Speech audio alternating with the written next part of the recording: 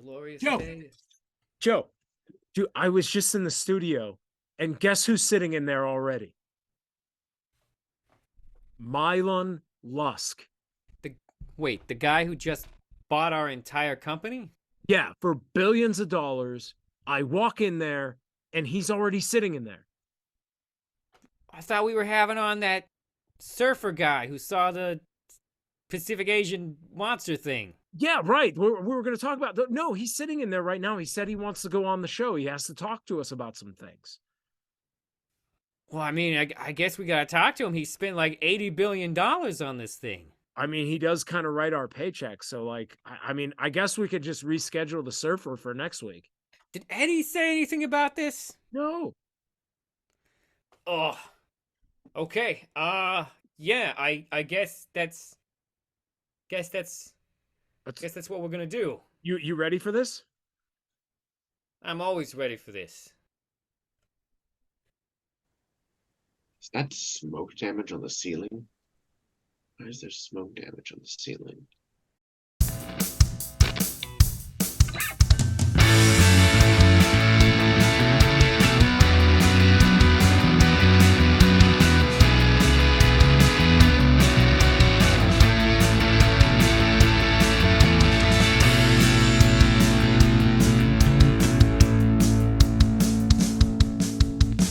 Welcome back to Total Nuisance with Joe Newsense. I'm Joe Newsense here with my good friend Timmy Decibel, and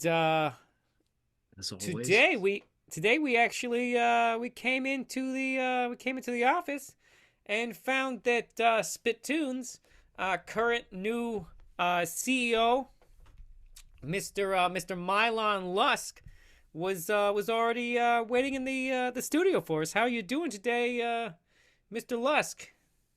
I'm decent enough. Thank you, Mr. Newsense, and you, Mr. Decibel. You're welcome. So yeah, we were just probably wondering why you're here. Well, I'm sure that you, as you previously said, you already know I am the current acting CEO of Spittoon. Yep, I remember you bought the company recently for an exorbitant amount of money. An exorbitant amount of money is very, very accurate. But that being said, I'm coming to some of my some of the sub companies in Spittoon and making sure that everything is up to code. And I'd been listening to some of your previous work, Mr. Newsense. Can I just say, if we're talking about up to code, actually I'm glad you brought that up. We could really, use some money to replace all the batteries in our smoke detectors. Me and Timmy were burning some incense earlier, and we noticed that none of them work. Just throwing that out.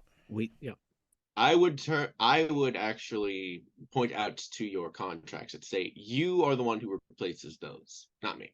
And that's not what my Eddie, job anyway. That's not what Eddie told us. Eddie said that you guys are responsible for doing that. That is the first thing that I wanted to talk to you about. Eddie should not be allowed within a mile of this facility. He is a danger to everything here. A literal danger to everyone. Okay, Mr. Lusk. Frankly, no one in this room is going to disagree with the idea that Eddie is a impractical, sort of exaggerated gentleman who is frequently alarming. But he is the producer and the main person who establishes our current revenue. So that's not really. I'm going to stop you right there, Mr. Newsense. Do you have a digital service that allows you to communicate with people from a distance? Are we talking about a cell phone? Yes. Do you have one of those? Yeah, no, I have a few cell phones. I have the cell phone that only talks to my spiritual guides, the cell phone that is only for close personal friends and family, and then the cell phone that Spittoon makes me have. Well, then it would be best to contact him on that. Okay. All right.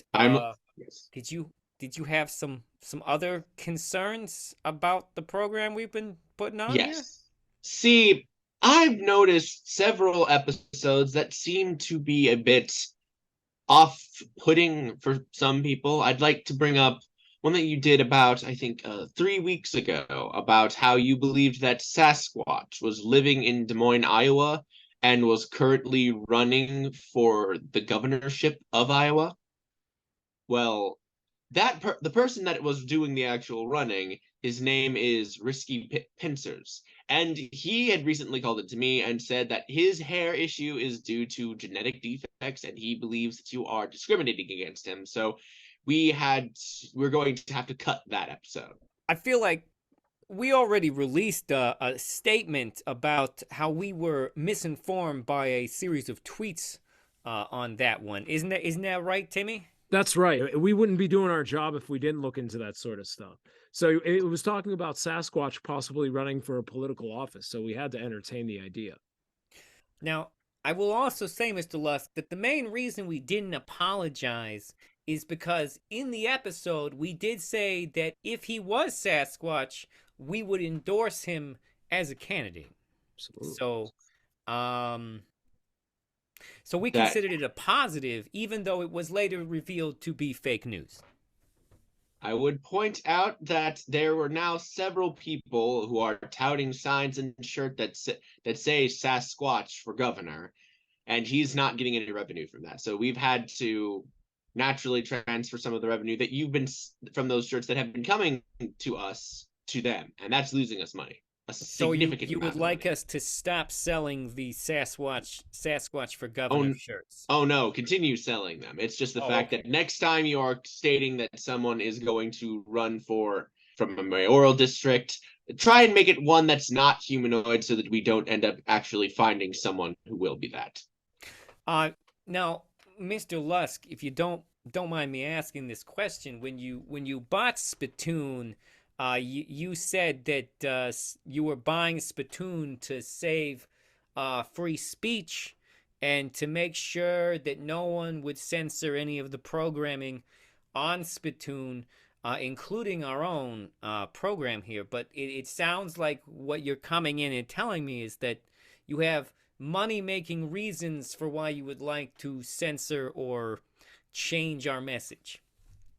You see, that's the problem. It's not free, it's free speech. So Close. you mean it?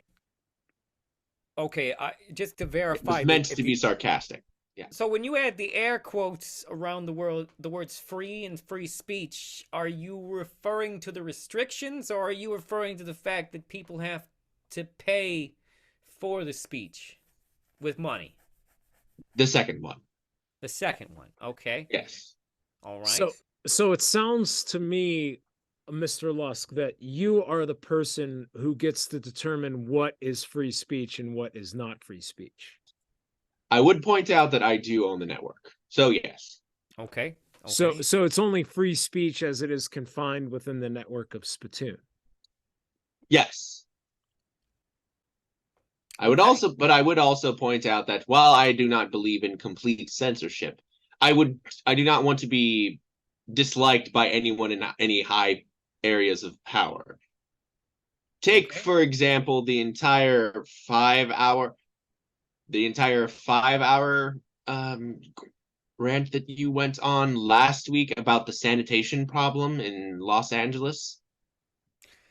Yeah, no, that was a very long episode.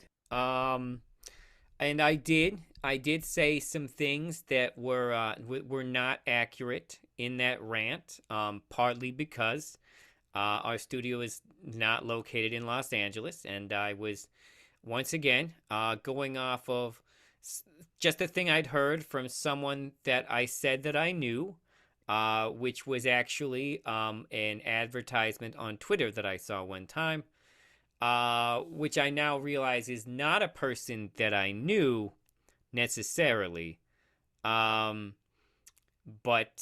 we have corrected most of the statements I made about that sanitation situation, and now people know that Californians are not currently using paintbrushes to cover the homeless in Purell.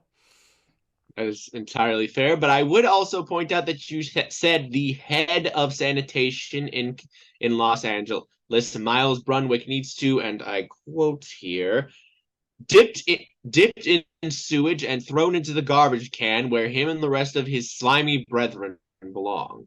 Well, I mean that's really just a bunch of trash jokes, really. You know, like sanitation jokes. You know, like it needs to be put in a trash can. Slime is associated with trash. You get it, right, Timmy? It's a joke. Yeah, Yeah. absolutely. It's we like to have fun on this podcast. We like to joke around, Mr. Lusk. Nobody's actually gonna dip somebody in raw sewage and throw them into a trash can. I mean, come on, let's be real now. Yeah, no, because how are you even gonna dip a person in raw sewage? You know, I mean, sewage, that's also sanitation. I mean, like, how would you dip them in there? You're gonna just do the Achilles thing where you just hold them by their ankles, you know? Because you're gonna tie them to, like, are you gonna put them like on a crane? Are you gonna have to rent a crane and tie them up and dip them down and then lift them back up? It sounds as if you put a lot of actual thought into how this would work. Well, it's more like I just have never had. I don't normally explain the jokes on the show, sir. Now obviously you're a man of the world, so you get jokes. I do understand the concept, yes. It doesn't seem like you laugh a lot, Mr. Lusk. I don't laugh very much. No, I find it a waste of time and oxygen. You should learn to laugh. It's a release of endorphins. I mean, I don't need to laugh to do that. I have money for that. I have people to do that for me. You have people who laugh for you? Yes. In this day and age, Mr. Newsense, laughing is a very dangerous thing. You could one day, something that might be considered funny and unoffensive could be considered highly offensive and terrible. Many people have been canceled for what they found funny.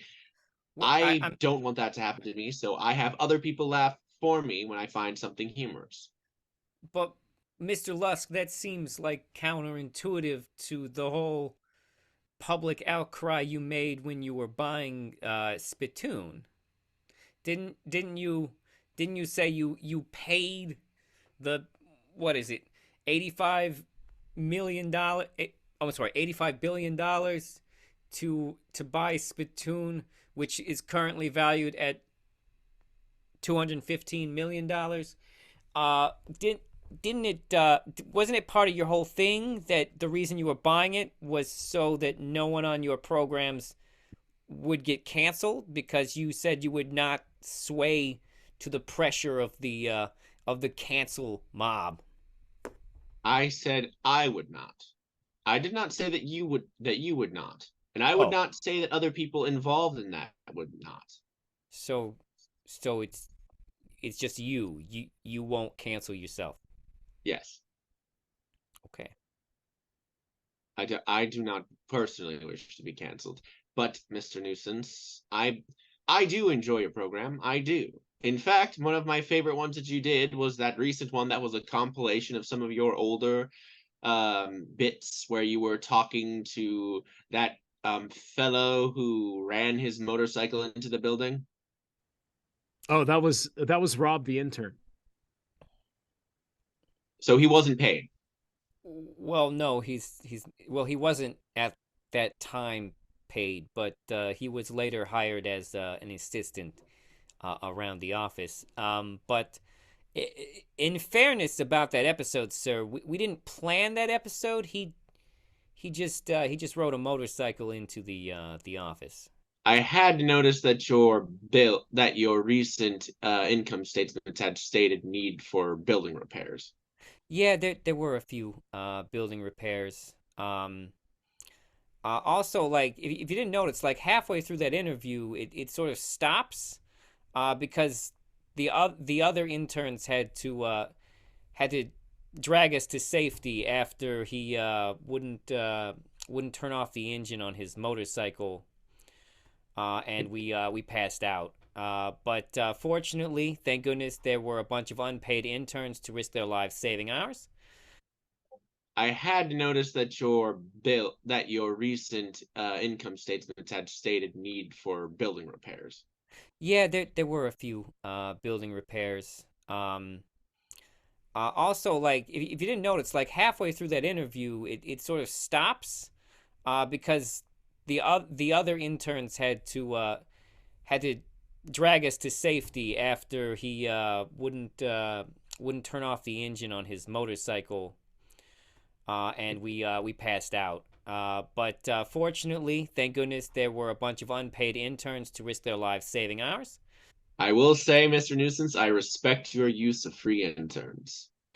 I mean, Spittoon gave us most of the interns we have now. I will also point out that I did enjoy the episode where you interviewed that farmer, the one who stated that he saw aliens. Oh That one yeah. I did enjoy. Oh hey Timmy, I see our caller light button has lit up here. Um, are you making friends, honey? Mother, why are you on the... What? Are we live right now? I thought this was recorded. Yes, we're live. You came on our program on the live day, sir. Am I understanding this? Is this Mama Lusk? This Yes, is my this is mother. Mama Yes. Well, thanks for calling into the show. You're welcome. Now you said you asked if your son was making any friends. Is that a thing that Mr. Lusk struggles with? Yeah, he struggles with that quite a bit, making friends. Now, would you say that is because of his would you say that's because of his general social awkwardness? Would you say it's because of his opinion, the obvious attitude that he is superior to other people around him, or the fact that he's a little a little weaselly? Mother, do not answer that. His social appearance. Okay, Mother, I wasn't please. expecting you to go that personal, Mrs. Lusk. Mother. What about your Stop. son's appearance? Would you change? Do you think it's a haircut thing? Do you think maybe he could do with a beard? Is his suit too impractical? What? Probably the haircut. Okay, your mother does not care for your haircut, Mr. Lusk. Maybe so Mother, you think he should have a more casual haircut? Is that what we're saying here? Sorry, say that again. Are you saying you think your son should have a more casual, friendly haircut? Yes, that's what I'm saying. You know, I would Mother, have my to... job is I'm the CEO of a company. My job is not to be appealing to people. My job is to make money. You know this. Okay, son. Okay, but Mr. Lusk, let's be clear about a couple things here. Which is, first of all, I do find that your haircut comes with a sort of sense of entitlement to it. It feels like a very presumptive haircut. Wouldn't you agree, Timmy? Very much so, Joe. This suddenly turned into a roast, and I'm not entirely sure I'm okay with that. Mr. Lusk, we're not here to roast you. Maybe your mom is. I don't know. You both personally, or what your dynamic is. But let me ask you here, Mr. Lusk. You say that your goal isn't to be liked, but there does seem to be an underwhelming sense of sadness in your attitude about, how unpopular you have become since buying Spittoon. Who says that I've become unpopular? Your Twitter feed says that you've become unpopular. You used to get a lot more support on there. Well, what would you suggest then, Mr. Newsense, to improve my popularity, since suddenly you have become my publicist? Well, no, it's just, you have sort of a weird standoffishness about you. Your haircut's very intimidating. You seem to, sit on the fence, but then come out very strongly one way or the other based on how you're feeling that day. And you did start this conversation by saying that we should, fire the one person in the office who, makes money. I was not telling you to fire him. I was telling you not to let him on the premises. Well, how would we But explain I had retracted moving? that statement because you did make a good point. And I mean, a lot I'm of not. people have been upset because you came on and you said you weren't going to censor anybody, and then you took down a bunch of songs and people's podcasts, and like even edited some episodes of our podcast, which made it seem like your claims of free speech were a little, To be publicity fair, stunt. the only reason why I censored the Dick Van Dyke theme song is because his name is offensive. Don't you think that's going a little too far? I mean, This- isn't it more likely because, he called you out on Twitter for being kind of, not knowing what you're doing? I Do mean, you enjoy getting paid, Mr. Newsense? I do, but I just, I'm not trying to embarrass you here, sir, but I do just want to say the Spittoon has had a lot more operational issues since you bought it.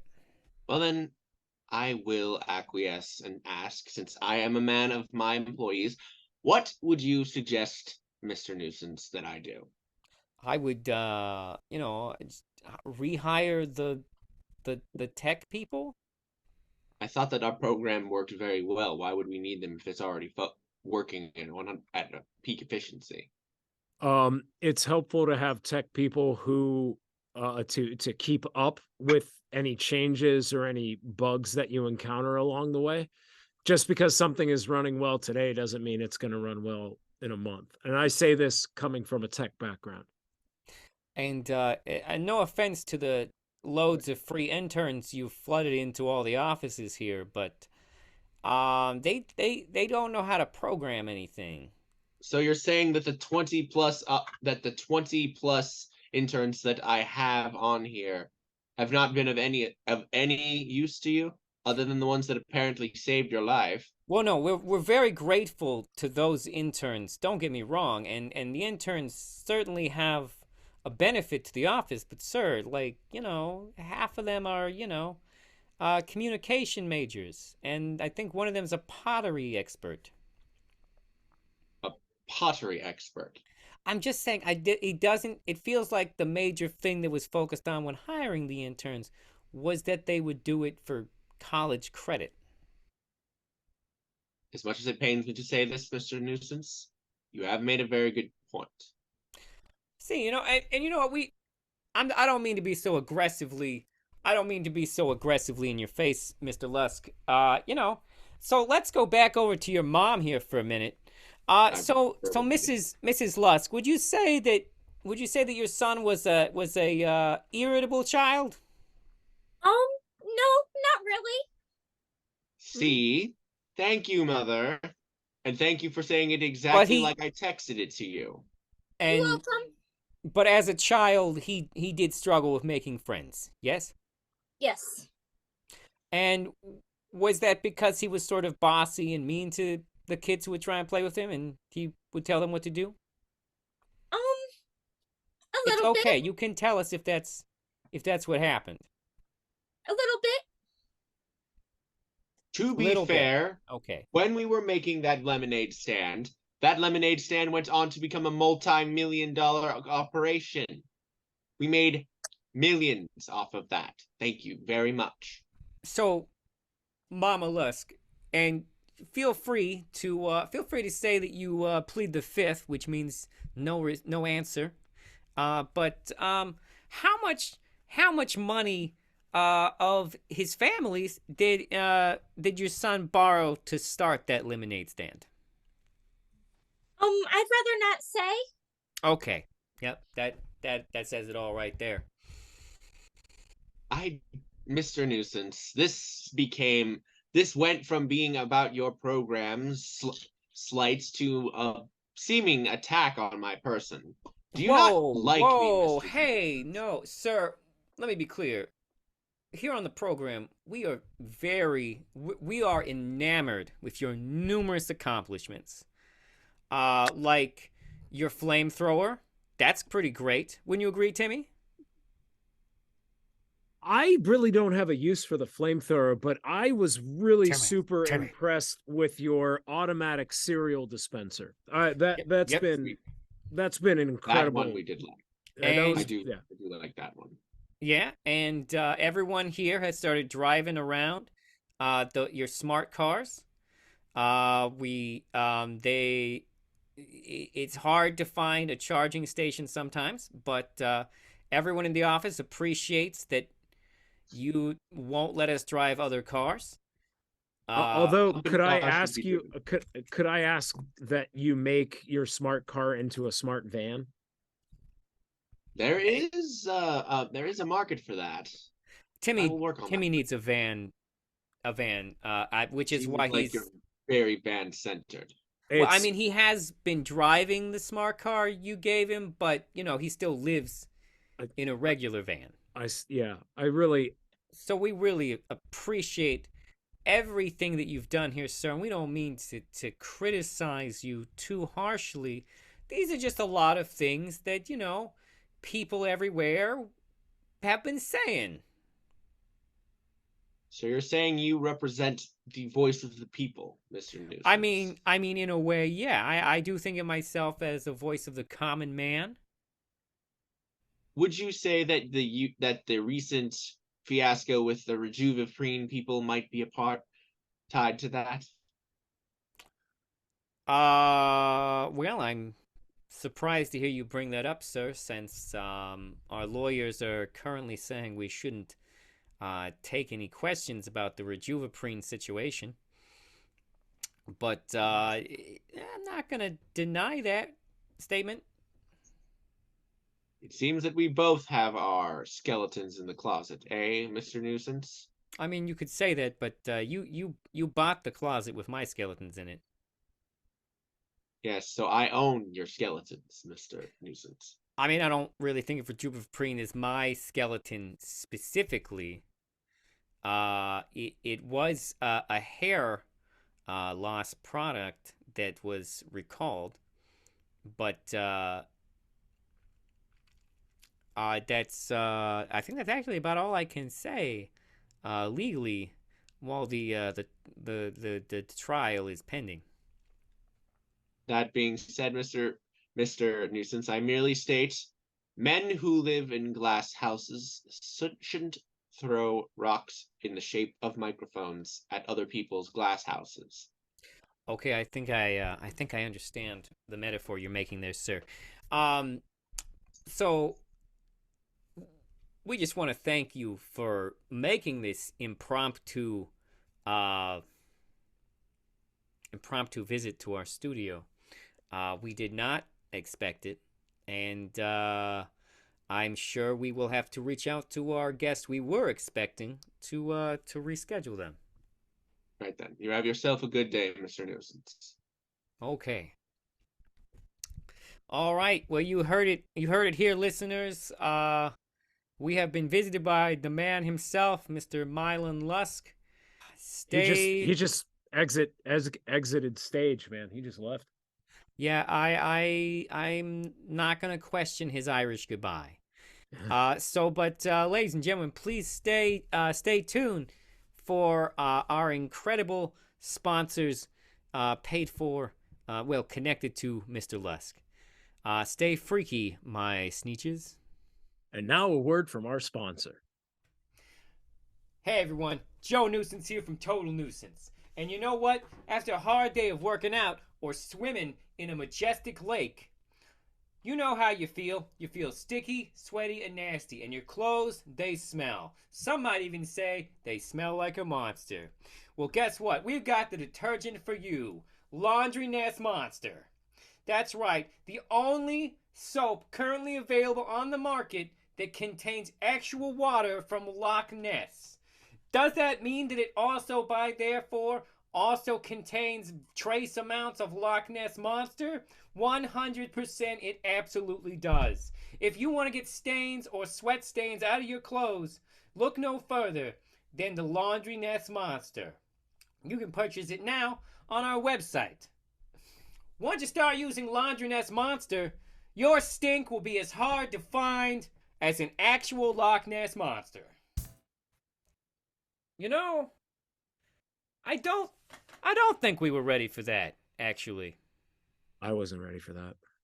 Yeah.